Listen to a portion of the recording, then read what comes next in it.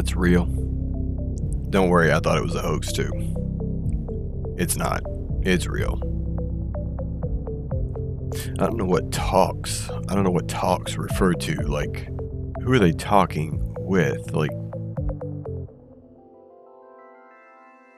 Congress?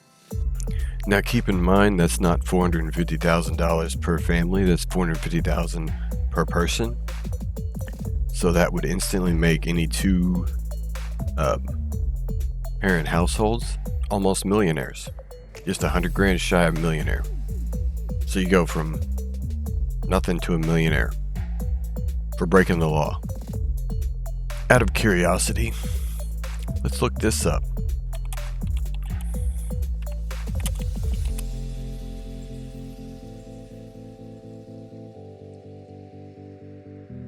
$100,000.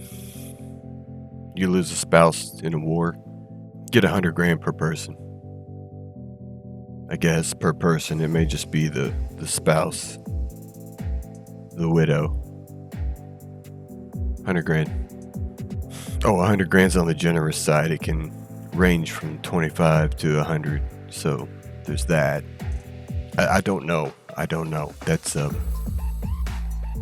something. That is something. So if they come back, they get it, I guess? Is that, like, they were separated during the Trump administration. So how do they know the person had a wife? Like, you know what I mean? Like, how do they confirm all that happened? The person, if they were separated, I assume that means deported. So how does the person have to come back into the country and then they can file for this? Because I'll be the first to tell you that Mexico's record keeping is pretty spotty. There's no way for us to know who's with who. I mean, they can just make up stories about this person they were supposedly with. They get an extra $450,000. Some of them have more than one name. So what happens if they claim 450 as a same household, and then they use their name to claim 450 under another name? They can still say they were separated because I'm sure they have documentation with both the names on them. They have a lot of different ways to spell their names, and I can tell you from firsthand experience, okay, it's all spelled differently on different documents. Sometimes we would have a hard time identifying what the real name was. The birth dates, forget it. A lot of the ones from Guatemala are the ones that I dealt with heavily in Shelbyville. Yeah, they don't know their birth date. Some of them don't even know the year. So they got different birth dates along with different names on different pieces of ID and papers. So they've got a lot of different aliases. And we always had a hard time looking them up. Like, we had to run their names like 6 different ways just to see if they had a criminal record. And that's a state system. How's the federal government going to tell who's who? Or will they? Will they just go ahead and slide it to them? I think this is estimated to cost over $1 billion.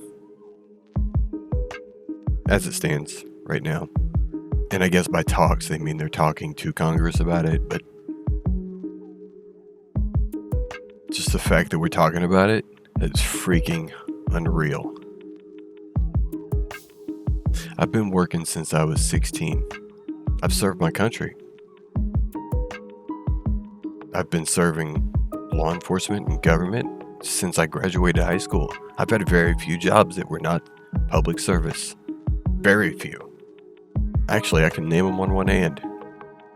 Time Warner Cable, UPS, Bluegrass Indoor Gun Range.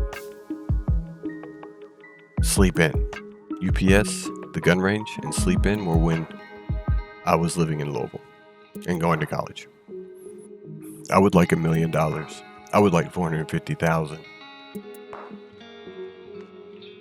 It's freaking wild, man. That is wild. That this should enrage every single American. But it won't. They just drink the Kool-Aid, man.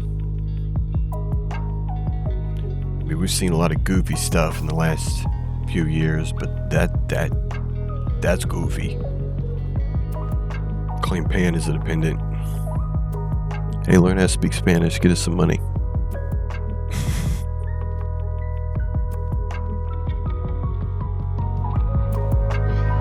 It's a goofy world.